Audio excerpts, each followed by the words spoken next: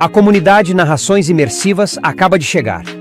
Torne-se membro e tenha acesso a todos os nossos livros, sem interrupções ou propagandas.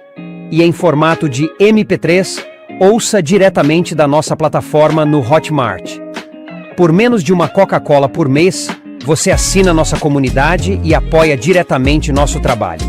Não perca mais tempo e venha curtir mais uma forma de ouvir Narrações Imersivas. Link para assinar a comunidade na descrição ou no primeiro comentário fixado. Fique agora com mais um episódio imersivo.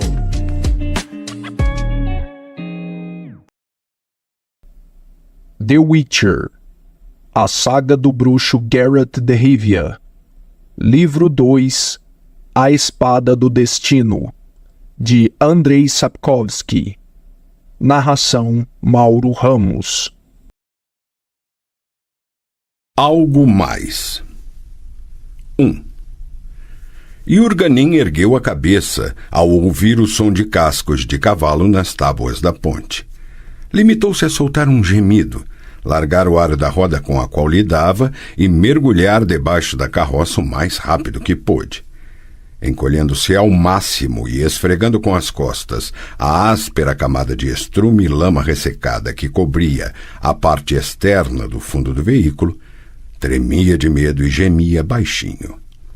O cavalo aproximou-se lentamente da carroça. Yurga podia ver como ele pisava cuidadosamente sobre as ripas apodrecidas e cobertas de musgo. "Saia daí!" falou o invisível cavaleiro. Yurga encolheu-se ainda mais enquanto o cavalo bufava e batia com o casco. "Calma, Plotka!" disse o cavaleiro, dando tapas carinhosos no pescoço de sua montaria. "Saia daí debaixo, meu bom homem, não lhe farei mal algum." Apesar de o mercador não ter acreditado por completo na declaração do desconhecido, algo em sua voz parecia acalmar e intrigar ao mesmo tempo, embora ela soasse de uma forma que dificilmente poderia ser descrita como agradável.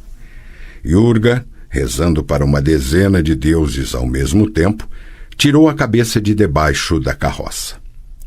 O cavaleiro tinha cabelos brancos como leite presos na testa por uma tira de couro e trajava uma longa capa preta de lã que cobria a anca de sua montaria castanha. Não olhou para Yurga. Inclinado na sela, examinava a roda da carroça afundada até o cubo numa fenda entre duas ripas quebradas. Ergueu a cabeça de repente, passou um rápido olhar pelo mercador e, com o rosto impassível, ficou observando a vegetação em ambos os lados do desfiladeiro. Yurga levantou-se, piscou e esfregou o nariz com a mão suja de graxa. O cavaleiro fixou seus olhos nele.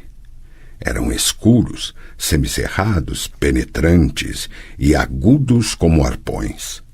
O mercador permaneceu calado. "Nós dois sozinhos não conseguiremos tirá-la daí", falou finalmente o desconhecido, apontando para a roda enfiada na fenda. "Você viajava sozinho?" "Com 2 empregados", murmurou Yurga. "Mas os desgraçados fugiram." "O que não me espanta", disse o cavaleiro, olhando para o fundo do desfiladeiro. "Definitivamente não é de espantar. Acho que você deveria seguir o exemplo deles o mais rápido possível." Yurga não seguiu o olhar do desconhecido. Não queria ver a pilha de crânios, costelas e outros ossos que jaziam espalhados por entre as pedras e emergiam das folhas de bardanas e urtigas que cresciam no leito de um riacho seco. Tinha medo de que bastaria apenas mais uma espiada nos dentes arreganhados, nas escuras órbitas das caveiras e nos ossos quebrados para que todo o resto de sua desesperadora coragem o abandonasse e escapasse como o ar de uma bexiga de peixe. E então sairia correndo dali com um grito abafado na garganta, assim como fizeram o cocheiro e seu ajudante menos de 1 hora antes. "O que está esperando?" indagou o desconhecido com voz baixa, virando o cavalo. "Que escureça? Aí será tarde demais. Eles virão buscá-lo assim que escurecer ou até mais cedo. Vamos, Pule na garupa de meu cavalo e vamos embora daqui o mais rápido que pudermos. E a carroça, meu senhor? Gemeu Yurga sem saber se de medo, desespero ou raiva.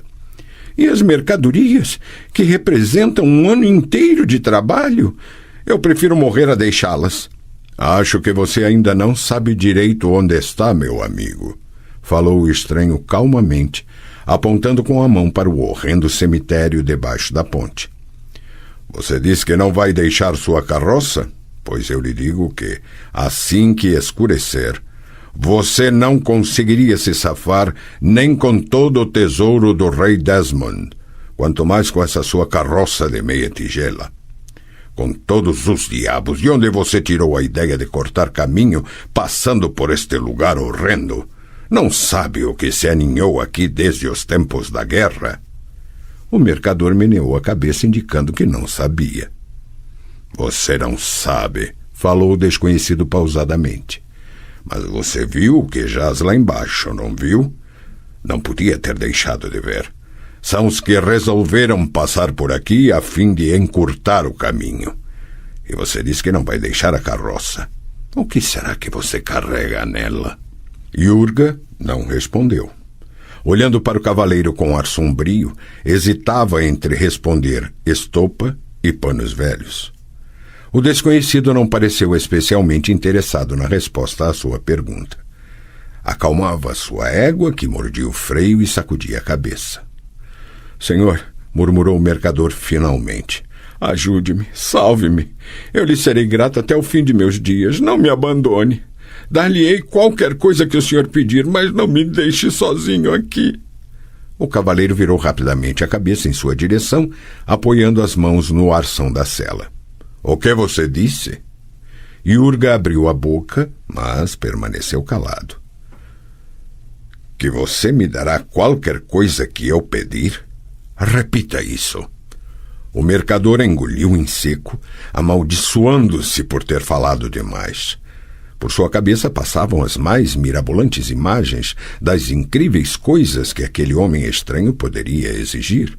A maior parte delas, até mesmo o direito de desfrutar semanalmente o corpo de sua jovem esposa, Zlotolika, não parecia tão terrível quanto a perspectiva da perda da carroça ou a possibilidade de acabar repousando no fundo do desfiladeiro como mais um daqueles esqueletos esbranquiçados.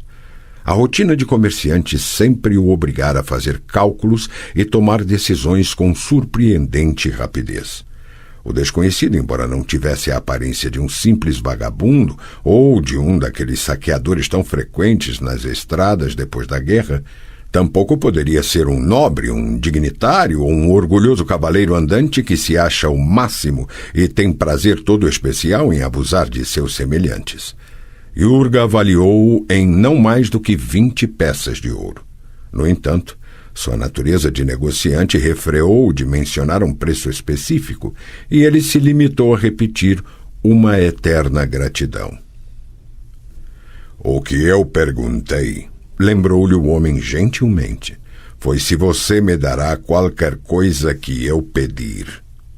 Não havia saída. Yurga voltou a engolir em seco e fez um sinal afirmativo com a cabeça. O desconhecido, contrariamente ao que esperava, o mercador, não soltou uma risada vitoriosa. Ao contrário, não demonstrou sinal de alegria algum pelo triunfo na negociação. Inclinou-se na cela e cuspiu no desfiladeiro. Onde fui me meter? Falou soturnamente. Será que não tinha nada melhor a fazer? Bem, paciência. Vou tentar tirá-lo dessa enrascada, embora não tenha tanta certeza de que tudo não vai terminar de maneira trágica para nós dois.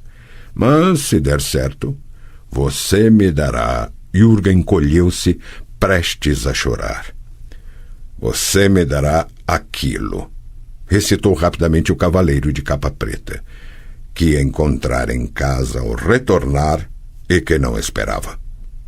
Promete? O mercador gemeu e sacudiu afirmativamente a cabeça. Muito bem, disse o desconhecido, fazendo uma careta. Agora afaste-se. Ou melhor, Enfie-se novamente debaixo da carroça, porque está começando a escurecer. Dito isso, o homem saltou do cavalo e tirou a capa. Jurga viu uma grande espada presa às suas costas por um cinturão atravessado diagonalmente no peito. Lembrou-se vagamente de que já ouvira falar de pessoas que carregavam armas daquele jeito.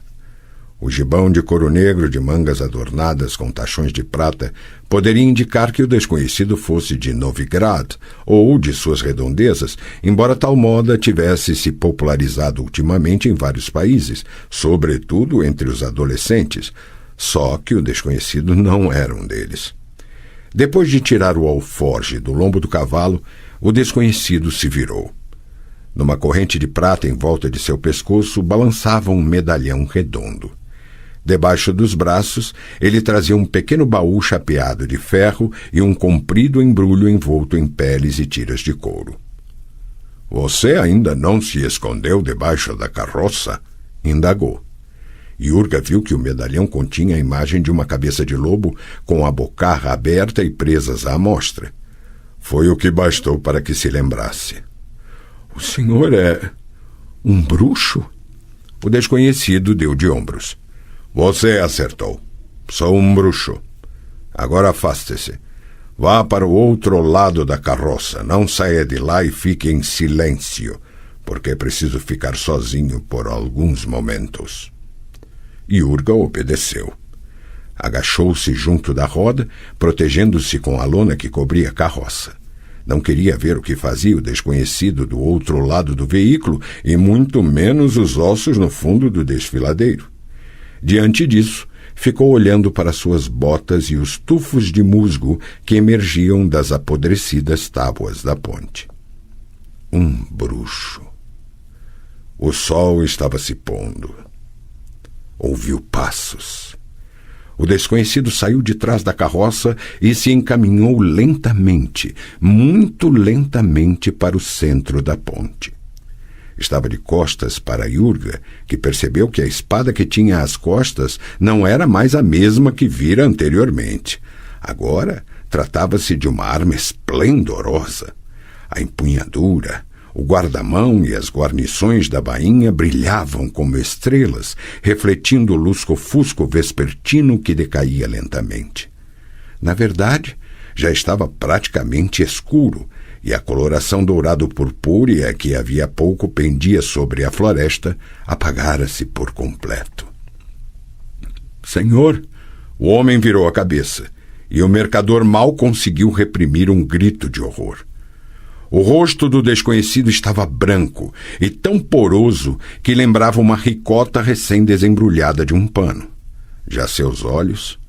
Pelos deuses, Jurga jamais vira olhos como aqueles. — Para trás da carroça, imediatamente! Falou o homem numa voz rouca e diferente da que o mercador ouvira antes. Jurga sentiu um repentino desejo de urinar. O desconhecido voltou a virar-se e caminhou ainda mais pela ponte. Um bruxo. O cavalo amarrado à lateral da carroça bufou, relinchou surdamente e bateu os cascos nas ripas.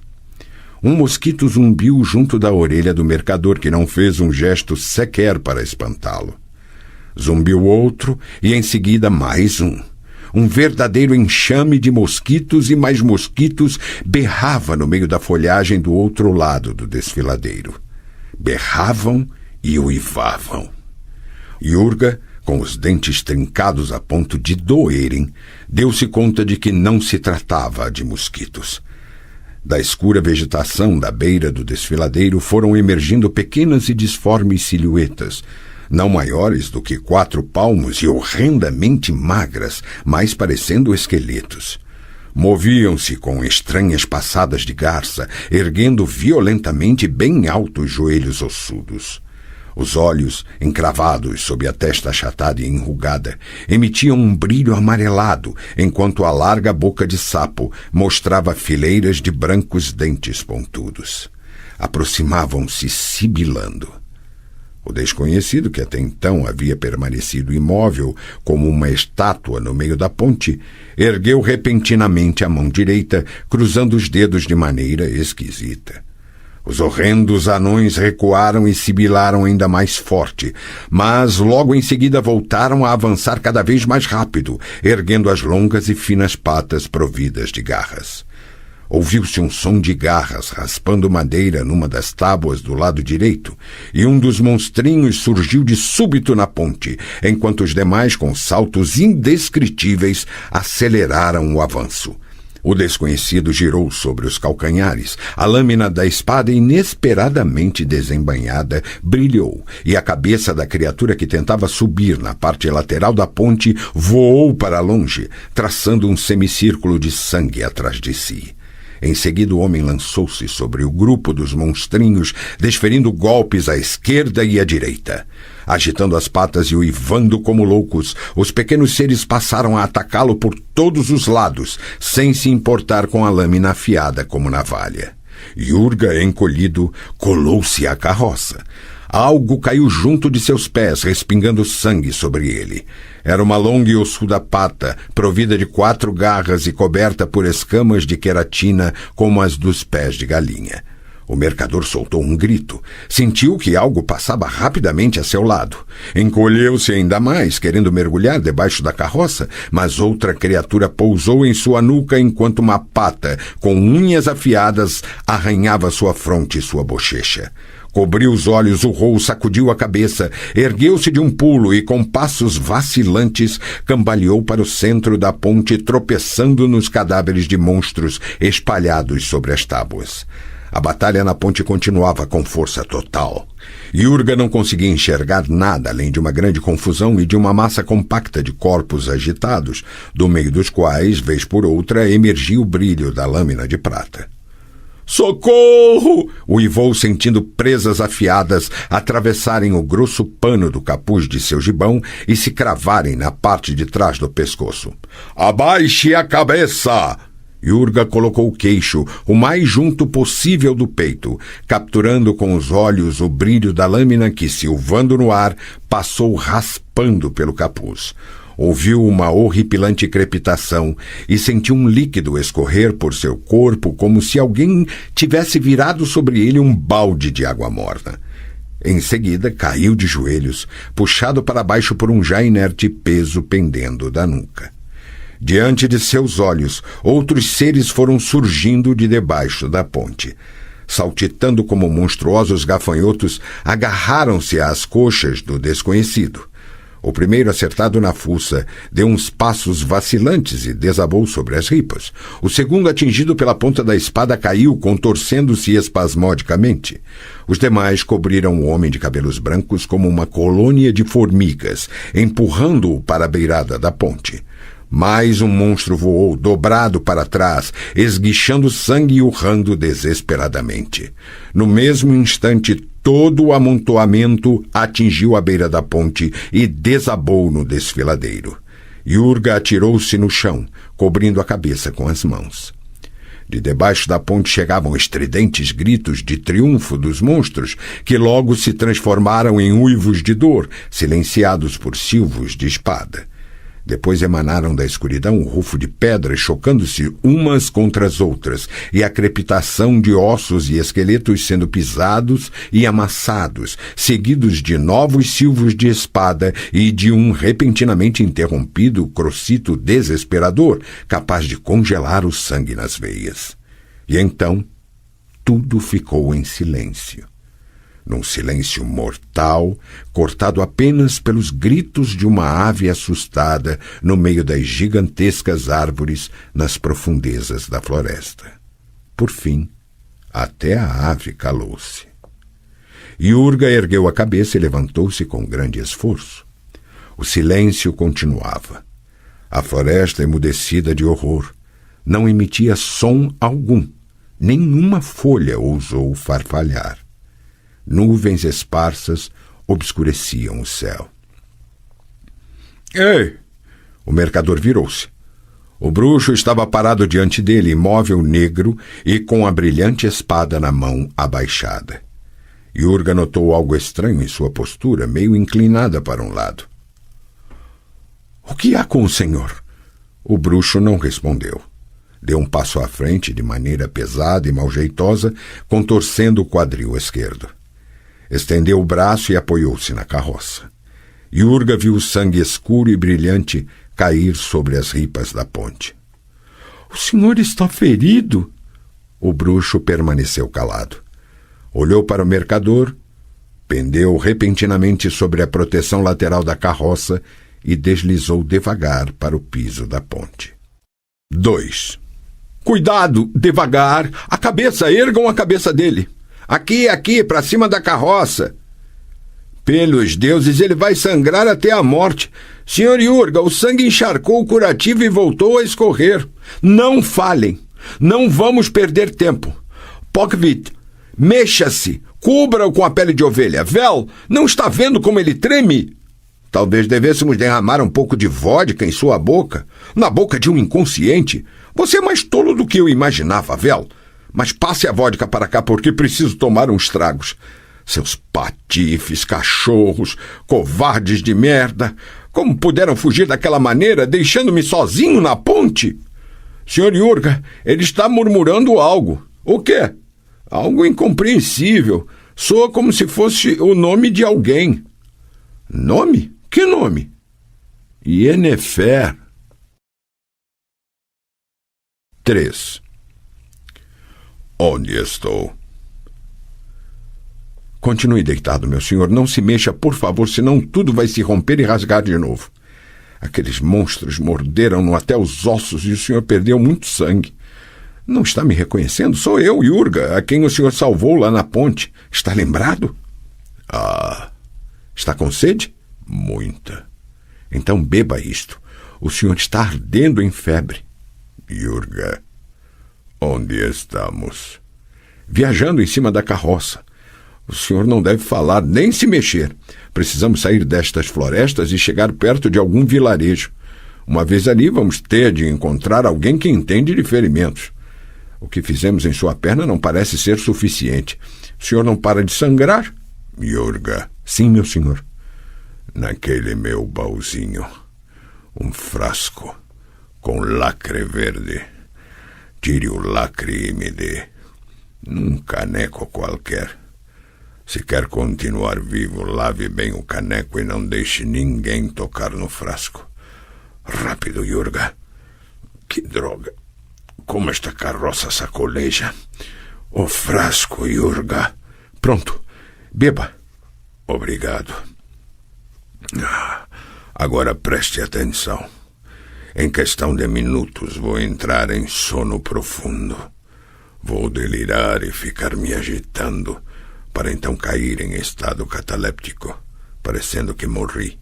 Mas isso não é nada, não se assuste.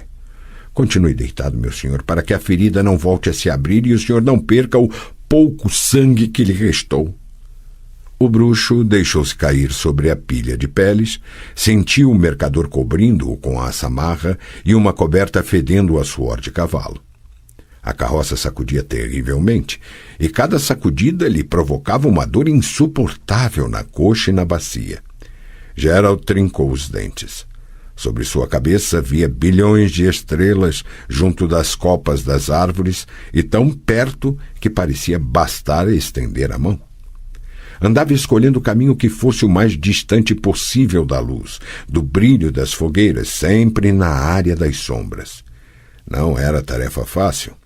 Piras de troncos de abeto ardiam por toda parte, erguendo ao céu suas chamas vermelhas pontilhadas de centelhas, destacando a escuridão com faixas menos densas de colunas de fumaça, crepitando e explodindo, brilhando entre as silhuetas de dançarinos.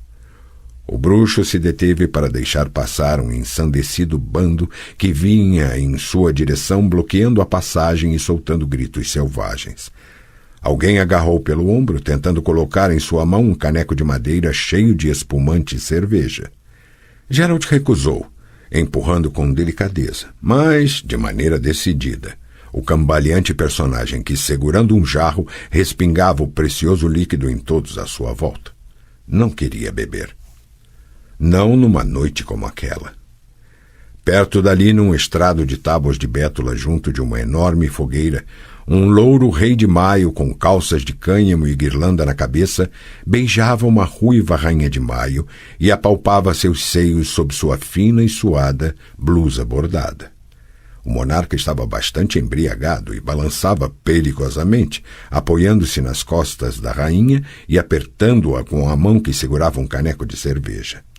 A rainha, também não muito sóbria e com sua guirlanda caída sobre os olhos, abraçava-o pelo pescoço, ensaiando uns passos de dança. Debaixo do estrado, a multidão cantava, gritava e sacudia as pilastras ornadas com coroas de flores e folhas. «Belletin!» gritou no ouvido de Geralt, uma jovem não muito alta. Puxando-o pela manga, forçou-o a entrar no alegre cortejo, pondo-se a dançar com a saia esvoaçante e a cabeleira entrelaçada com flores. O bruxo permitiu que ela o envolvesse na dança, girando graciosamente e desviando dos demais pares. «Belletin! Noite de maio!» Junto deles, gritinhos e risadas nervosas de outra jovem, fingindo oferecer resistência a um rapaz que a arrastava para a escuridão, fora do alcance da luz. O cortejo formou uma fila indiana e serpenteou por entre as fogueiras. Alguém tropeçou e caiu, rompendo a corrente de mãos dadas e dividindo a procissão em grupos menores. A jovem, com a testa decorada com folhas, aproximou-se de Geralt repentinamente e, arfando, colou seu corpo ao dele. O bruxo abraçou-a com mais força do que pretendia, sentindo na palma das mãos o calor de seu corpo através do fino tecido de linho. A jovem ergueu a cabeça. Seus olhos estavam fechados e seus dentes brilhavam sob o levemente curvado lábio superior. Cheirava a suor, a juncos, a fumaça e a desejo. «Por que não?» pensou Geralt, apalpando-lhe as costas e o vestido e deliciando-se com o úmido e vaporoso calor em seus dedos. A jovem não fazia seu tipo. Era baixa demais e muito roliça. Sentia sob a mão o local onde a apertada cintura do vestido penetrava em seu corpo, dividindo suas costas em duas claramente definidas protuberâncias arredondadas, no lugar no qual não deveriam existir. «Por que não?» pensou. Afinal, numa noite como esta, isso não terá a menor importância. Belletin. Fogueiras e mais fogueiras. Belletin. Noite de maio. A fogueira mais próxima devorou com estalo uma porção de galhos secos que nela fora atirada, explodindo numa chama dourada que iluminou tudo à sua volta. A jovem abriu os olhos e os dirigiu para cima, para o rosto dele. Geralt ouviu como ela aspirou com força e enrijeceu o corpo, enquanto as mãos apoiadas em seu peito empurravam-no com violência. Soltou-a imediatamente. A jovem hesitou. Distanciando o tronco com os braços levemente estendidos, não desgrudou o quadril de sua coxa. Com a cabeça baixada, deixou cair os braços e afastou-se, olhando para o lado. Ficaram os dois assim, imóveis, até o cortejo voltar ao ponto no qual estavam, metendo-se entre eles e separando-os. A jovem virou-se rapidamente e fugiu, tentando juntar-se desajeitada à procissão. Olhou para trás uma única vez. Belletin. O que estou fazendo aqui? Uma estrela brilhou no céu, atraindo seu olhar. O medalhão pendurado em seu pescoço tremeu. Geralt dilatou instintivamente as pupilas e, sem dificuldade, penetrou a escuridão. A mulher não era camponesa. As camponesas não costumavam usar longas capas de veludo negro. As camponesas, carregadas ou arrastadas por homens para dentro do mato, gritavam, soltavam risadinhas, sacudiam as pernas e se agitavam como trutas tiradas da água. Nenhuma delas dava a impressão de ter conduzido para o matagal um rapaz de cabelos claros e camisa aberta no peito. As camponesas não usavam no pescoço fitinhas de veludo cobertas de diamantes e estrelas de obsidiana. Yennefer. Um par de arregalados olhos cor-de-violeta brilhando num pálido rosto triangular. Geralt.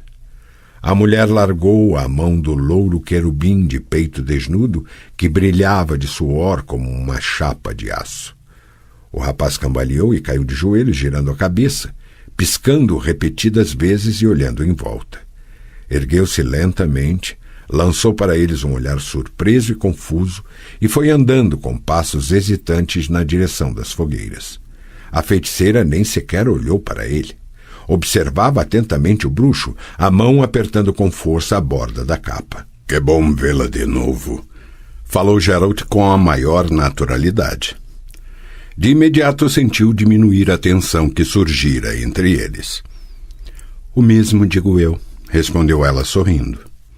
O bruxo teve a impressão de que o sorriso era um tanto forçado, mas não podia ter certeza. — Não posso negar que este nosso encontro tenha sido uma total surpresa para mim.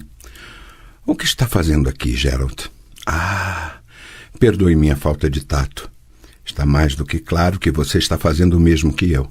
Afinal, é Belethem? Só que você me pegou em flagrante delito, se é que posso me expressar assim. Atrapalhei você. Sobreviverei, riu ela. A noite é uma criança. Quando quiser, enfeitiçarei outro. É uma pena eu não ser capaz disso. Geralt se esforçava para aparentar indiferença. A jovem que estava comigo fugiu assim que viu meus olhos na claridade da fogueira. Ao amanhecer, disse a feiticeira, com um sorriso cada vez mais forçado. Quando elas estiverem totalmente endoidadas, não darão importância a detalhes de tal natureza. Pode estar certo de que acabará arrumando uma. Yen. O bruxo queria dizer algo, mas as palavras ficaram travadas em sua garganta. Ficaram entreolhando-se por bastante tempo, enquanto os rubros reflexos das chamas das fogueiras dançavam em seu rosto. Finalmente, Yennefer soltou um profundo suspiro e fechou os olhos por um instante. — Geralt, não. Não vamos começar. — É Belethem, interrompeu-a o bruxo. — Você se esqueceu? Yennefer aproximou-se dele lentamente, colocou as mãos em seu ombro e lenta e cuidadosamente aninhou-se em seus braços, encostando a testa em seu peito. Geralt acariciou seus cabelos, negros como as asas de graúna e com cachos enrolados como serpentes. — Creia-me, Geralt, sussurrou ela erguendo a cabeça. Caso se tratasse apenas disso, eu não hesitaria nem por um momento. Mas isso não faz sentido algum. Tudo vai recomeçar e acabar como da última vez. Não faz sentido nós... E desde quando tudo tem de fazer sentido? É Belethem? Belethem. E daí? Algo nos atraiu a estas fogueiras, a este monte de pessoas alegres e descontraídas. Pretendíamos dançar, fazer loucuras e desvairar um pouco, aproveitando o anual relaxamento de costumes, sempre umbilicalmente atado às festividades que se repetem em cada ciclo da natureza. E eis que damos de cara um com o outro após... Quanto tempo se passou? 1 ano? 1 ano, 2 meses e 18 dias. Estou comovida. Foi intencional? Sim. Yen... Geralt, interrompeu ela, afastando-se e erguendo a cabeça. Vamos deixar bem claro. Não quero. O bruxo meneou a cabeça, indicando que a situação fora colocada de maneira suficientemente clara. Yennefer atirou a capa sobre um dos ombros. Usava blusa branca finíssima e saia preta, apertada com um cinto de elos prateados. Eu não quero, repetiu, começar tudo de novo. A ideia de fazer com você aquilo que eu pretendia fazer com aquele loirinho... Tal pensamento, Geralt, parece-me feio e humilhante, tanto para mim como para você. Entendeu? O bruxo voltou a acenar afirmativamente com a cabeça. A feiticeira olhou para ele. Você não vai embora? Não. Está zangado? Não. Então vamos sair daqui para mais longe desta confusão e tentemos bater um papo descompromissado, porque eu quero que você saiba que fiquei contente com este encontro. Vamos sentar e conversar, está bem? Está bem, Ian. Afastaram-se para o outro lado do prado, junto da negra parede da floresta, evitando pisar em casais abraçados. Tiveram de caminhar bastante para encontrar um lugar onde pudessem estar a sós, até uma seca elevação marcada por um zimbro esbelto como um cipreste. Yennefer tirou a presilha da capa e estendeu-a na grama. Geralt sentou-se a seu lado. Queria muitíssimo abraçá-la, mas não o fez só de birra. Ela ajeitou a blusa, lançou-lhe um olhar penetrante, soltou um suspiro e o abraçou. O bruxo poderia ter suspeitado que ela o faria. Para ler pensamentos, Yennefer tinha de fazer um esforço, mas, quando se tratava de intenções, ela as percebia instintivamente. Permaneceram calados por um bom tempo. Com todos os diabos, falou a feiticeira por fim, erguendo o braço e pronunciando o encanto. Sobre suas cabeças surgiram bolas vermelhas e verdes que explodiam no ar, formando emplumadas flores coloridas. Das fogueiras, chegaram até eles risos e exclamações de alegria. Beltane, disse ela amargamente, noite de maio. O ciclo se repete. Que se divirtam, se puderem. Nas redondezas havia outros feiticeiros. Em pouco tempo subiram aos céus 3 relâmpagos alaranjados, e do outro lado, de dentro da floresta, explodiu um autêntico geyser de multicoloridos meteoros. As pessoas em torno das fogueiras soltaram gritos de espanto e admiração. Embora tenso, Geralt ficou acariciando os cachos de Yennefer, aspirando seu perfume de lilás e groselha. Se eu desejá-la demais, ela vai logo detectar e ficar na defensiva. Ficará eriçada como um ouriço e se afastará de mim. O melhor que posso fazer é perguntar o que há de novo em sua vida. Não há nada de novo em minha vida, afirmou ela com um leve tremor na voz.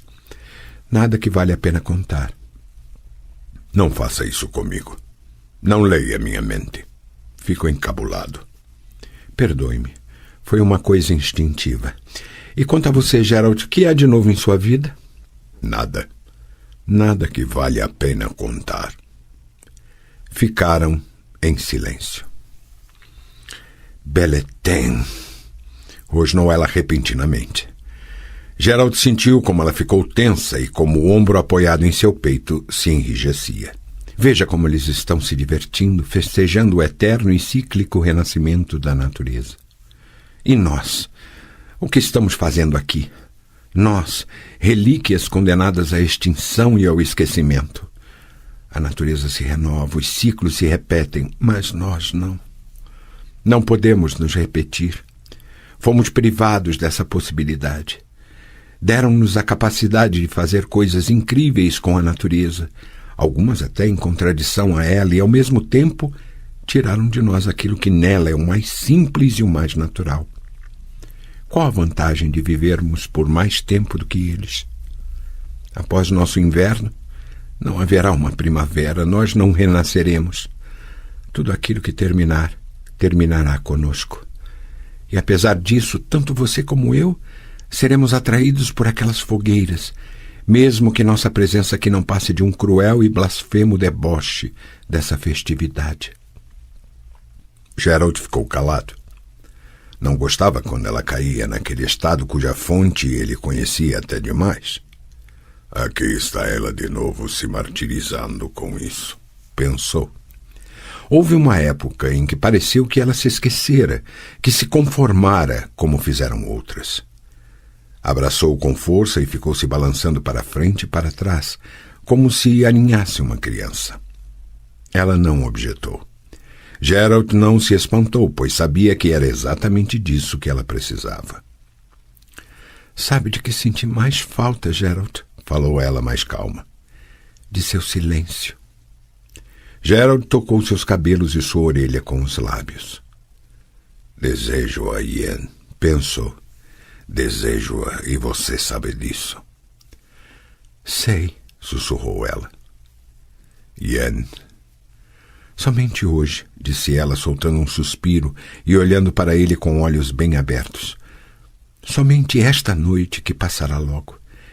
Que isto seja nosso Beleten. Separar-nos-emos amanhã cedo. Peço-lhe que não conte com mais nada do que isto, porque eu não posso. Não poderia. Perdoe-me. Se eu ofendi, dê-me um beijo e vá embora. Se eu a beijar, não poderei ir embora. Era com isso que eu contava. Yennefer inclinou a cabeça para trás. Geralt encostou seus lábios nos dela. Com cuidado. Primeiro o superior, depois o inferior. Entrelaçou os dedos em seus cachos, tocou sua orelha, seu brinco de diamantes, seu pescoço. Yennefer, retribuindo o beijo, colou seu corpo ao dele. Com dedos experientes, desatou facilmente os fechos do gibão, enquanto se deitava de costas na capa estendida sobre o macio leito de musgo. Geralt encostou os lábios em seu seio, sentindo o bico endurecer e se destacar debaixo do fino tecido da blusa. Sua respiração tornava-se nervosa. Yen, não diga nada, por favor. O contato com sua lisa e fresca pele, que eletrizava os dedos e a palma das mãos. O calafrio nas costas arranhadas por suas unhas. Das fogueiras provinham gritos, cantos, assovios e uma distante coluna de centelhas envoltas em fumaça purpúrea. Carícias e toques, dela e dele. Arrepios e impaciência. Os deslizantes afagos nas esbeltas coxas envoltas em seu quadril, prendendo-o como uma tenaz. Beleten. Respiração misturada com um suspiro. Brilhos debaixo das pálpebras, cheiro de lilás e groselha. O rei e a rainha de maio? Um blasfemo deboche? Um olvido? Beleten. Noite de maio. Um gemido. Dela? Dele? Negros cachos sobre olhos e lábios. Dedos entrelaçados de mãos trêmulas. Um grito. Dela? Cílios negros e úmidos.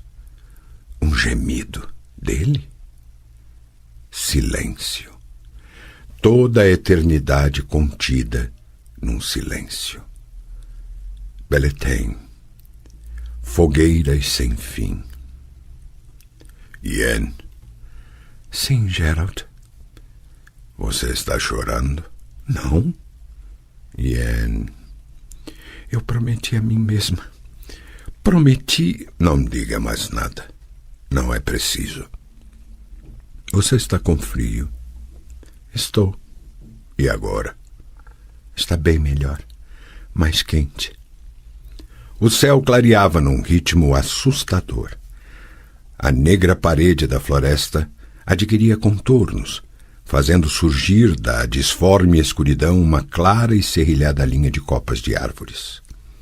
Por trás dela, aparecia o azulado prenúncio da alvorada, estendendo-se ao longo do horizonte e apagando as lamparinas das estrelas. O ar esfriou. O bruxo abraçou-a mais forte, cobrindo-a com a capa. Geralt. Sim. Está amanhecendo. Eu sei. Feri você? Levemente. Vai começar de novo? Nunca acabou. Por favor. Você faz com que eu me sinta... Não fale nada. Está tudo bem. O cheiro de fumaça que vagava por entre as urzes. O cheiro de lilás e groselha. Geralt. Sim.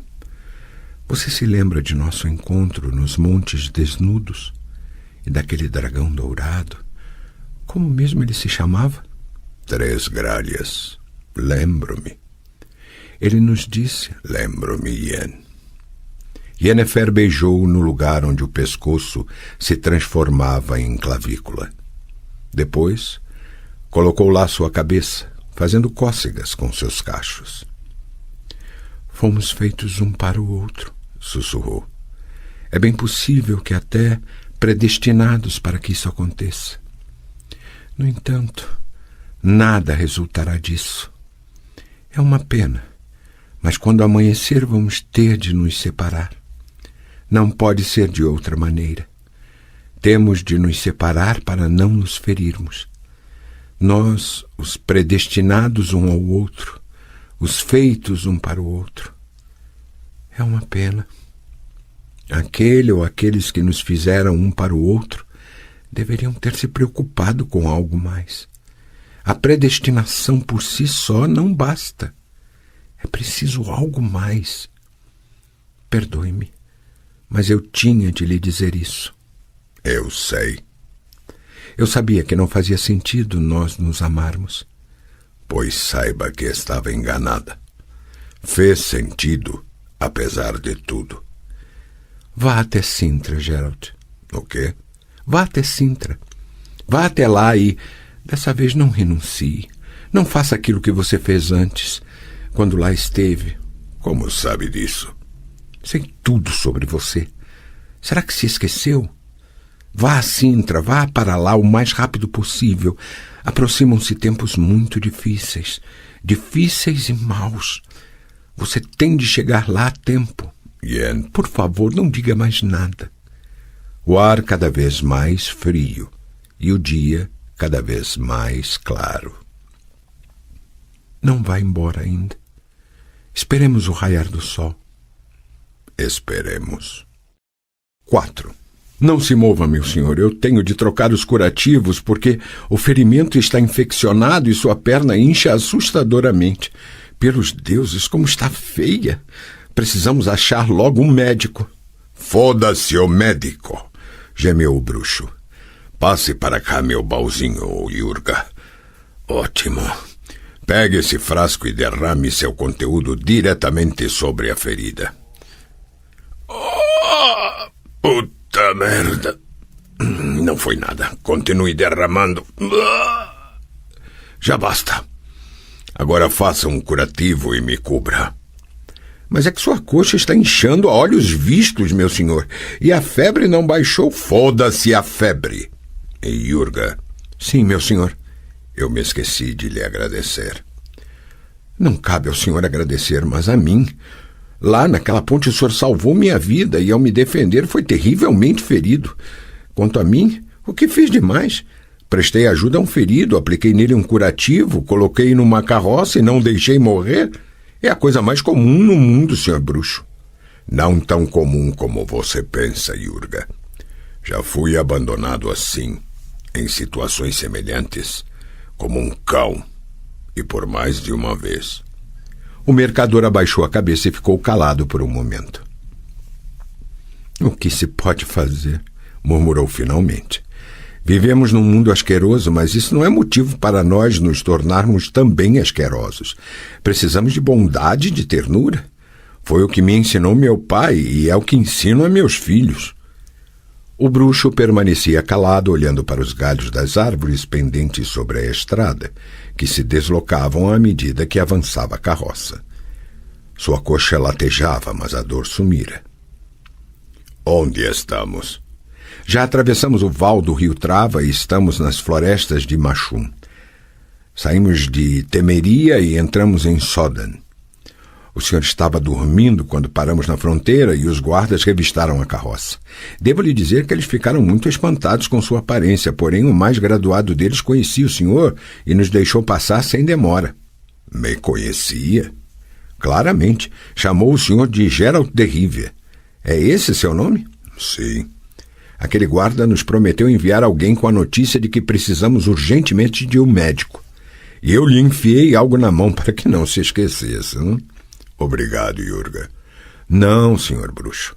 Como já lhe disse, sou eu que lhe agradeço. E não somente isso, pois ainda lhe devo algo.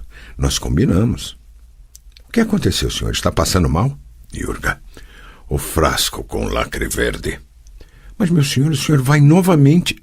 O senhor nem pode imaginar quanto gritou enquanto dormia. Eu preciso, Yurga. O senhor é quem manda. Espere um momento que eu vou pegar aquele caneco. Pelos deuses, precisamos de um médico urgentemente, senão... O bruxo virou a cabeça. Ouviu gritos de crianças brincando no fosso seco que circundava os jardins de um castelo. Eram em torno de 10. Os meninos faziam uma algazarra que feria os ouvidos, um querendo falar mais alto que o outro, com sua voz fininha e excitada, às vezes transformada em falsete. Correndo no fundo do fosso, parecia um cardume de velozes peixinhos que mudavam inesperadamente de direção, porém sempre se mantinham juntos. Como costuma ocorrer nessas ocasiões, um esbaforido garotinho corria atrás dos mais velhos, mas sem qualquer chance de alcançá-los. São muitos, observou o bruxo. Misovor sorriu, fazendo uma careta de desagrado. Efetivamente são muitos, confirmou. E qual deles? Qual deles é a famosa criança surpresa? O druida desviou o olhar. Não me é permitido, Geralt. Calante? É claro. Não creio que você tenha tido qualquer ilusão quanto à possibilidade de ela lhe entregar a criança tão facilmente. Afinal, você teve o prazer de conhecê-la. Vou lhe contar uma coisa da qual não deveria falar, na esperança de que você vai compreender. Espero também que você não me dedure a ela. Pode falar. Quando a criança nasceu, ela me chamou e ordenou que eu achasse você e o matasse. E você recusou. Não se recusa nada, Calante, afirmou o Misovor, seriamente, fixando os olhos nos do bruxo. Quando eu estava pronto para partir, ela me chamou de novo e retirou a ordem, sem explicação alguma. Tome muito cuidado quando estiver com ela. Pode deixar que serei cuidadoso. Mas antes, Misovor, conte-me exatamente o que se passou com Duni e Pavetta. Eles estavam navegando de Skellige para Sintra. Foram pegos por uma tempestade em alto mar. A única coisa que sobrou do navio foi um pedaço de madeira. O fato de a criança não ter viajado com eles é muito estranho e inexplicável. Eles haviam planejado levá-la e, no último instante, desistiram da ideia. Ninguém sabe qual foi o motivo de tal decisão, principalmente por Pavetta nunca se separar dela. E como Calante suportou aquilo? Como você imagina? Compreendo. Urrando como um bando de goblins, as crianças escalaram a parede do fosso e passaram correndo por eles. Geralt notou que logo na primeira fila da barulhenta manada corria uma menina, magra e agitada como os garotos, e diferenciando-se deles apenas por uma longa trança de cabelos claros. Soltando gritos selvagens, retornaram ao fosso, metade deles, entre os quais a menina, deslizando pela íngreme escarpa sobre o traseiro. O esbaforido garotinho que tentava alcançar os demais tropeçou, caiu e rolou ladeira abaixo, arranhando o joelho e abrindo um berreiro. Os outros garotos cercaram-no, riram de sua desgraça e seguiram adiante. No entanto, a menininha ajoelhou-se ao lado do pequeno e, abraçando-o e secando suas lágrimas, ficou lambuzando com pó e sujeira a sua carinha. — Vamos, Geralt. A rainha nos aguarda. — Vamos, Misovor. Calante estava sentada num banquinho com o encosto pendurado por 2 correntes ao galho de uma gigantesca tilha. Parecia estar dormindo, mas os ocasionais movimentos das pernas pondo o balanço em movimento eliminavam tal impressão. 3 jovens a acompanhavam. Uma delas estava sentada no chão, junto do balanço, e seu vestido branco destacava-se do verde da grama como um floco de neve. As outras 2, não muito distantes, conversavam entre si e separavam lenta e cuidadosamente os emaranhados ramos de amoreiras. — Majestade, falou Misovor, fazendo uma reverência. A rainha ergueu a cabeça. Geralt ajoelhou-se sobre um joelho. — Bruxo, disse a rainha secamente. Como na última vez em que se viram, Calante estava adornada com esmeraldas que combinavam com a cor de seu vestido e de seus olhos. Também portava um fino aro de ouro sobre os cabelos acinzentados. No entanto, suas mãos brancas, que Geralt guardara na memória como delgadas, estavam diferentes. A rainha engordara. Saudações, Calante de Sintra. Saudações, Geralt de Rivia. Pode levantar-se. Estava aguardando. Me favor, caro amigo, acompanhe as jovens ao castelo. Às ordens, majestade. Calante e Geralt ficaram sozinhos. 6 anos, falou Calante sem sorrir. Você é assustadoramente pontual, bruxo. Houve momentos, houve anos inteiros nos quais eu me iludia com a ideia de você ter esquecido ou que outros motivos impediram-no de vir a Sintra. Não é que eu tivesse desejado que lhe acontecesse uma desgraça, mas não podia deixar de levar em consideração a pouco segura característica de sua profissão. Dizem que a morte o segue passo a passo, Geralt de Rivia, mas que você nunca olha para trás. Depois, quando Pavetta... Você já soube?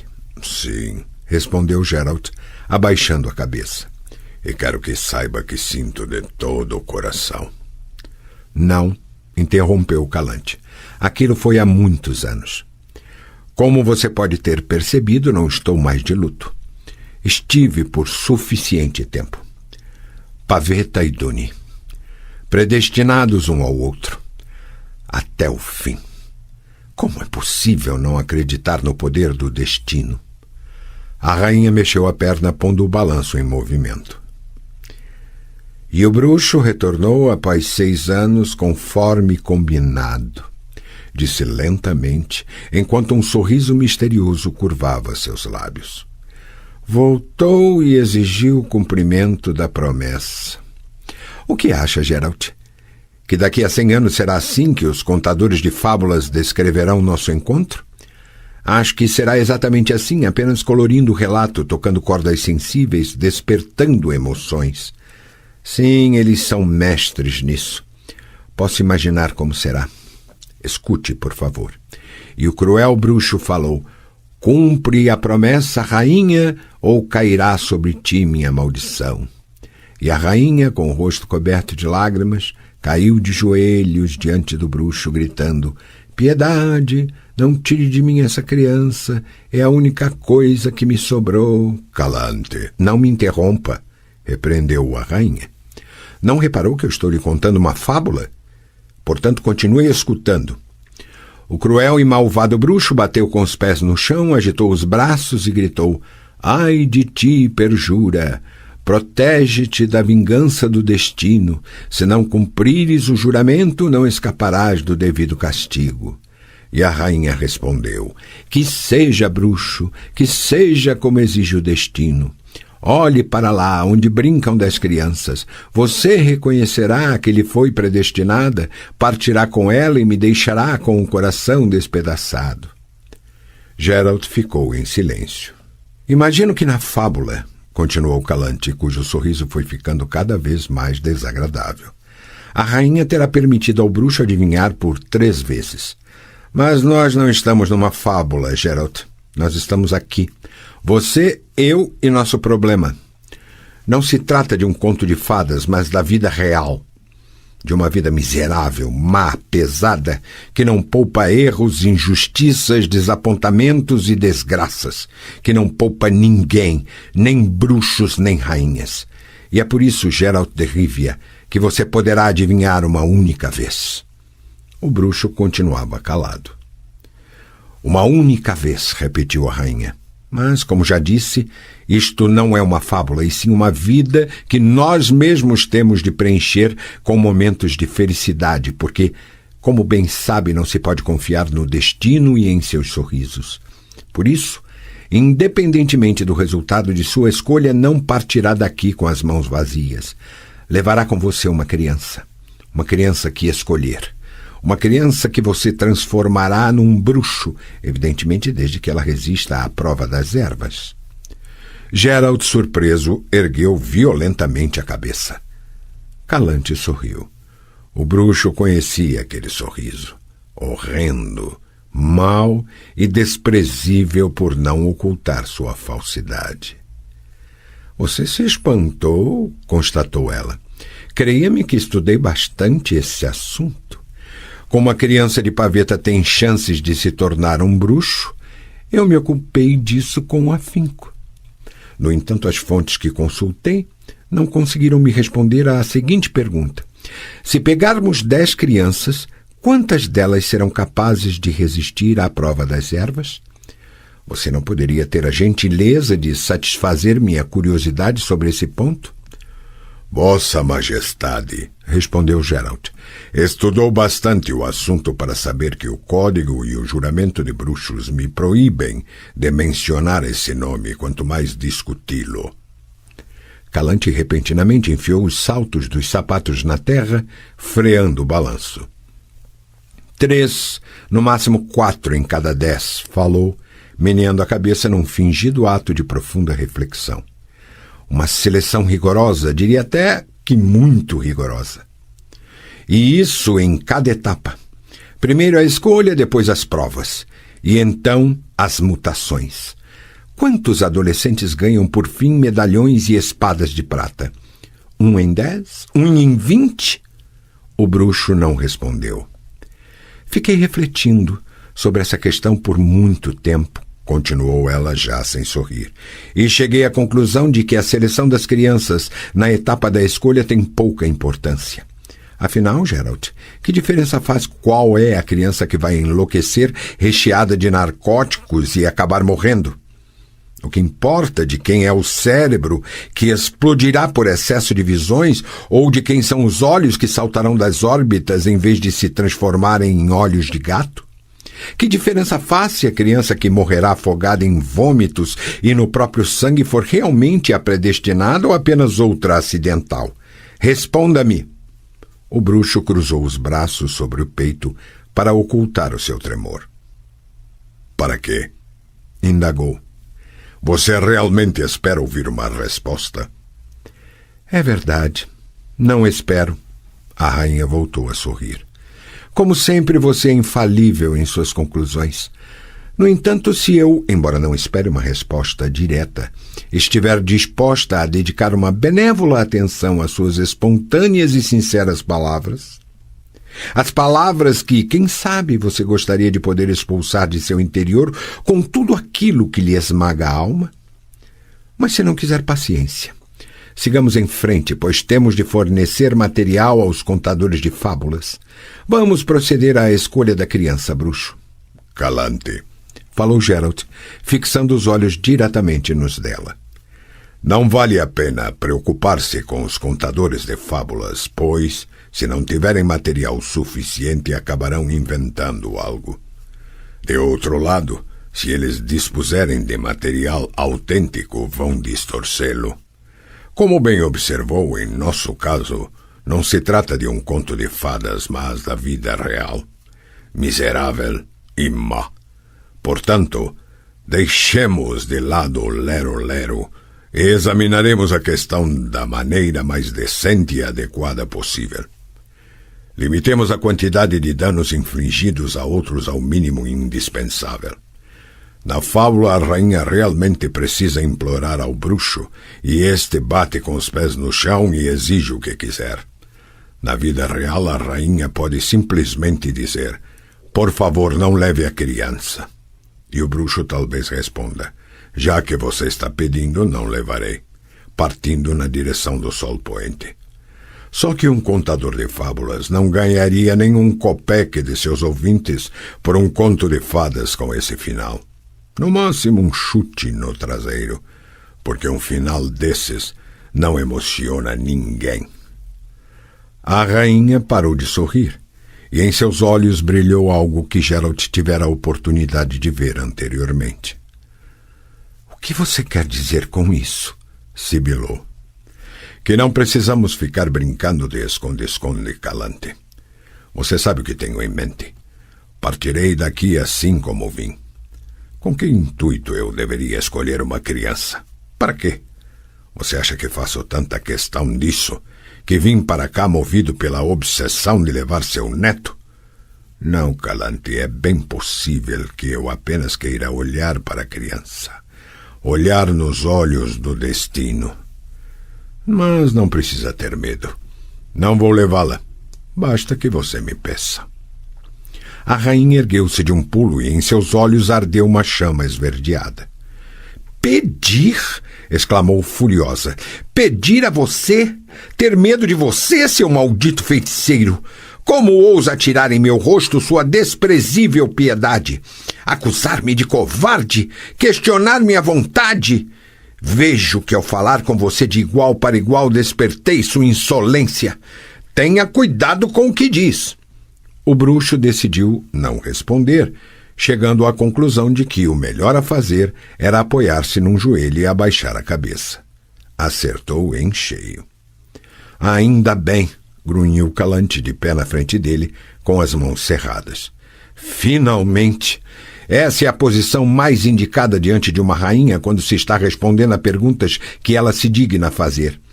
E se o que ela lhe disser não for uma pergunta, mas uma ordem, então você deverá abaixar ainda mais a cabeça e partir para executá-la sem a mínima hesitação. Entendido? Sim, majestade. Muito bem. Pode se erguer. Geralt levantou-se. Calante ficou olhando para ele, mordendo os lábios. Você ficou muito melindrado com minha explosão? Refiro-me à forma, não ao conteúdo. Não muito. Ótimo. Vou me esforçar para não explodir mais. Como lhe disse a 10 crianças naquele fosso, escolha a que lhe parecer a mais adequada. Leve-a com você e faça dela um bruxo, pois assim exige o destino. E se não for o destino, então saiba que quem o exige sou eu. Geralt fitou a rainha nos olhos e inclinou-se respeitosamente. 6 anos atrás, falou, eu provei a vossa majestade que há coisas mais fortes que os desejos de um monarca. E pelos deuses, já que elas existem, então terei de provar tal fato de novo. Vossa majestade não me forçará a fazer uma escolha que não tenho intenção de fazer. Peço desculpas pela forma, mas não pelo conteúdo. Tenho muitas masmorras debaixo de meu castelo. Estou avisando, mais uma palavra sua e você desaparecerá nelas. Nenhuma daquelas crianças que estão brincando no fosso é adequada para tornar-se um bruxo, afirmou Geralt lentamente. Além disso, o filho de Pavetta não se encontra entre elas. Calante semicerrou os olhos. O bruxo nem pestanejou. Venha comigo, disse ela finalmente, girando sobre os calcanhares. Geralt seguiu-a ao longo de floridos arbustos, canteiros de flores e cercas vivas. A rainha entrou num caramanchão com cortinas rendadas. Em seu interior havia 4 poltronas de vime em volta de uma mesa de malaquita. Sobre o rajado tampo suportado por 4 grifos repousavam um jarro e 4 taças de prata. Sente-se e sirva-nos. Calante sentou-se, brindou e bebeu de maneira vigorosa, como um homem. Geralt fez o mesmo, mas de pé. Sente-se, repetiu ela. Quero conversar com você. Sou todo ouvidos. Como você sabia que o filho de Pavetta não estava entre aquelas crianças no fosso? Não sabia, respondeu Geralt sinceramente. Resolvi arriscar. Ora, deveria ter suspeitado. E quanto ao fato de nenhuma delas ser adequada para tornar-se um bruxo, como você pôde avaliar isso? Com magia? Calante, sussurrou o bruxo. Eu não precisei nem constatar nem conferir. Você estava certa naquilo que afirmou antes. Qualquer criança serve. O que decide é a seleção. Depois... Pelos deuses dos mares, como costuma dizer meu eternamente ausente marido, riu a rainha. Quer dizer que tudo aquilo não passa de um monte de mentiras? A lei da surpresa? As lendas sobre crianças que ninguém esperava ou que foram as primeiras a sair ao encontro de quem retornava ao lar? Sempre suspeitei disso. Trata-se de um jogo, uma brincadeira com o destino. Mas é um jogo terrivelmente perigoso, Geralt. Estou ciente disso. Um jogo no qual sempre alguém sai prejudicado. Com que intuito? Responda-me, pais ou tutores são obrigados a prestar juramentos tão difíceis e pesados? Por que suas crianças são tiradas deles? Afinal, o mundo está cheio de crianças que não precisam ser tiradas de ninguém. Nas estradas vagueiam centenas de órfãos sem teto. Em qualquer vilarejo é possível comprar uma criança por um preço vil. Antes da colheita, um camponês pode lhe vender uma com prazer, porque logo fará outra. Portanto, por que você extorquiu um juramento de Dune, de Pavetta e de mim? Por que veio aqui exatamente 6 anos após o nascimento da criança? E por que, com todos os diabos, agora não a quer mais e afirma que não tem utilidade para ela? Geralt não respondeu. Calante meneou a cabeça. Você não responde, constatou, apoiando-se no encosto da poltrona. Vamos nos debruçar sobre o motivo de seu silêncio. A lógica é a mãe de todo conhecimento. E o que a lógica nos diz? Ela nos diz que temos diante de nós um bruxo à procura do destino oculto numa estranha e duvidosa lei da surpresa. O bruxo encontra tal predestinação e, repentinamente, desiste dela. Não quer, conforme ele mesmo afirma, a criança surpresa. Seu rosto é pétreo, sua voz metálica e gelada. Acredita que a rainha, que afinal de contas é uma mulher, deixará ser enganada, tapeada pela aparência de uma dura masculinidade. Não, Geralt, não pretendo poupá-lo. Sei o motivo pelo qual se recusa a escolher a criança. Você se recusa porque não acredita na predestinação, porque não tem certeza. E quando você não tem certeza de algo, fica com medo. Sim, Geralt, você é guiado pelo medo. Você está com medo. Tente negar isso. O bruxo colocou lentamente a taça na mesa. E o fez assim para que o toque da prata sobre a malaquita não revelasse o incontrolável tremor de sua mão. Você não nega? Não. Calante inclinou-se rapidamente e agarrou firmemente pela mão. Você subiu muito em meu conceito, falou e sorriu. Dessa vez seu sorriso foi bonito e Geralt involuntariamente sorriu de volta. Como você adivinhou, Calante? Não adivinhei, respondeu ela sem soltar sua mão. Resolvi arriscar. Ambos riram ao mesmo tempo. Depois ficaram sentados em silêncio em meio ao verdor, ao cheiro das flores de cerejeira, ao calor e ao zumbido de abelhas. Geralt. Sim, Calante. Você não acredita em predestinação? Acredito que não acredito em mais nada. Quanto à predestinação, temo que somente ela não seja suficiente. É preciso algo mais. Tenho de perguntar-lhe uma coisa. E quanto a você? Afinal, parece que você mesmo foi uma criança surpresa. Misovor afirma... Não, Calante. Misovor pensava em algo totalmente diverso. Acho que ele sabe a verdade, mas, quando lhe é conveniente, aproveita-se desse confortável mito. Não é verdadeira a lenda de eu ser aquele que foi encontrado em casa, apesar de não ser esperado. Não é verdade que eu tenha me tornado um bruxo exatamente por causa disso. Sou um simples garoto abandonado, Calante. O indesejado bebê de uma mulher da qual não me lembro, mas sei quem é. A rainha olhou fixamente para ele, que, porém, não continuou. Todas as histórias vinculadas à lei da surpresa são lendas? Todas. É difícil chamar um mero acaso de destino. No entanto, vocês bruxos não param de procurar? Não paramos. Mas isso não faz sentido. Nada faz sentido. Vocês acreditam que uma criança surpresa passará pelas provas sem correr risco? Nós acreditamos que uma criança dessas não precisará se submeter às provas. Mais uma pergunta, bruxo, de cunho bastante pessoal. Você permite? O bruxo fez um sinal afirmativo com a cabeça. Como é sabido por todos, não existe maneira melhor de transmitir as características hereditárias do que a natural. Você foi submetido às provas e sobreviveu. Portanto, se faz tanta questão de uma criança que tenha capacidade de resistência e características específicas, Por que não procura uma mulher que possa? Não estou sendo indelicada, mas creio que acertei, não é verdade? Como sempre, sorriu o bruxo triste. Você é infalível em suas deduções, Calante. É claro que você acertou. Só que isso de que você fala é inalcançável para mim.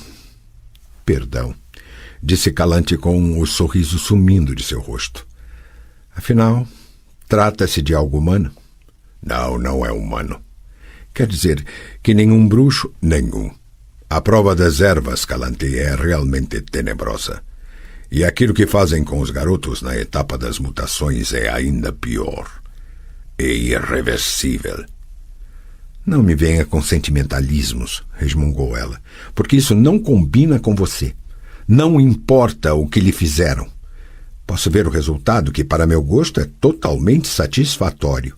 Se eu pudesse ter certeza de que a criança de paveta se tornaria parecida com você, não hesitaria nem um segundo. Acontece que o risco é demasiadamente grande. Geralt apressou-se em observar. Como você mesma disse, de cada 10 crianças sobrevivem no máximo 4.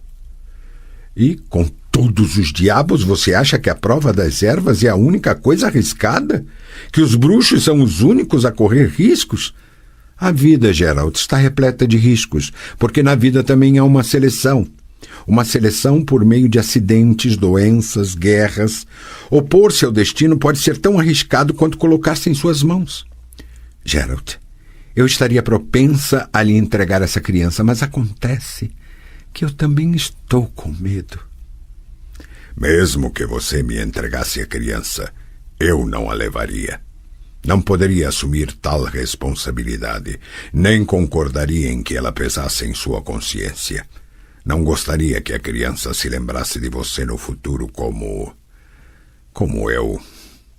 Você odeia aquela mulher, Geralt? Minha mãe? Não, Calante.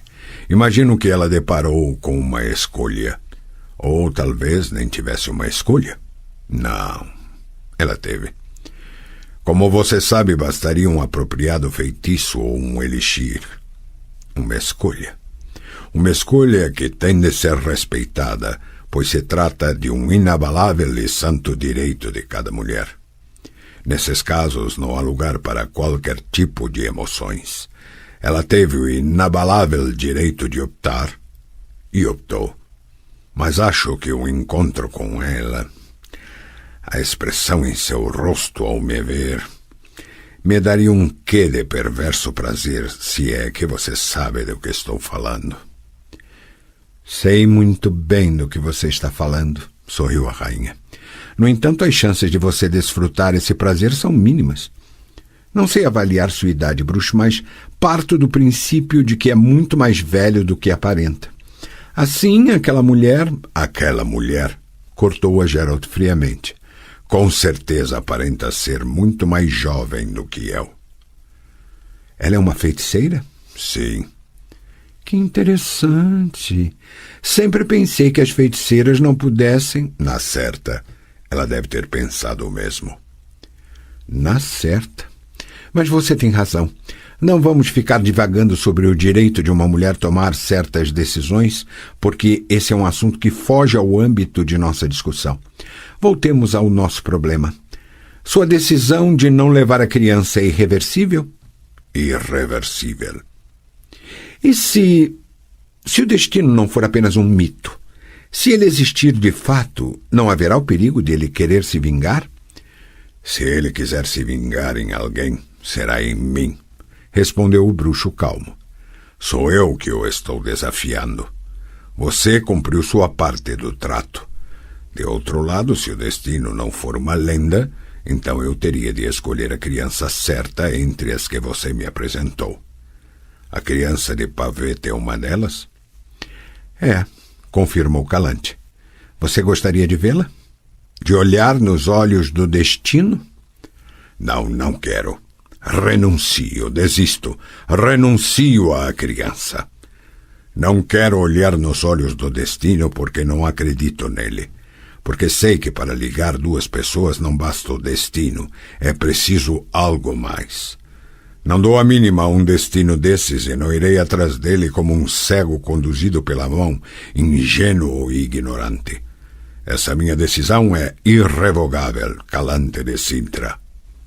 A rainha levantou-se e sorriu. O bruxo não conseguiu decifrar o que se ocultava por trás daquele sorriso. Pois que seja assim, Geralt de Rivia. É bem possível que seu destino tenha sido o mesmo de renunciar e desistir. Acredito que tenha sido exatamente assim. Quero que saiba que caso você tivesse escolhido corretamente, de acordo com as regras, aquele destino do qual você tanto zomba acabaria zombando de você, e de maneira muito mais cruel.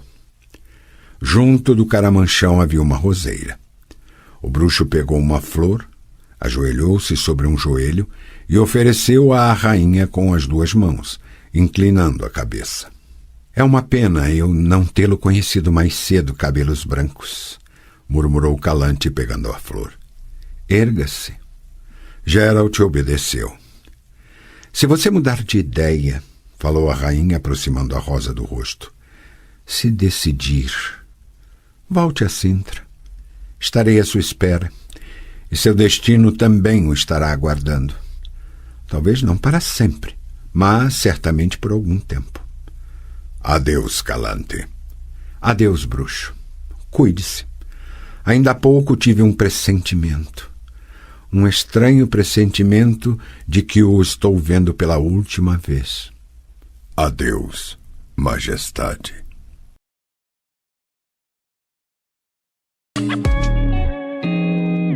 O canal Narrações Imersivas agradece por ter ouvido mais um episódio conosco. Acompanhe nossa página no Instagram e fique por dentro de todas as novidades do canal. E se você vê valor nesse projeto, considere apoiá-lo. Faça parte da nossa comunidade no Hotmart. Até a próxima com mais uma narração imersiva.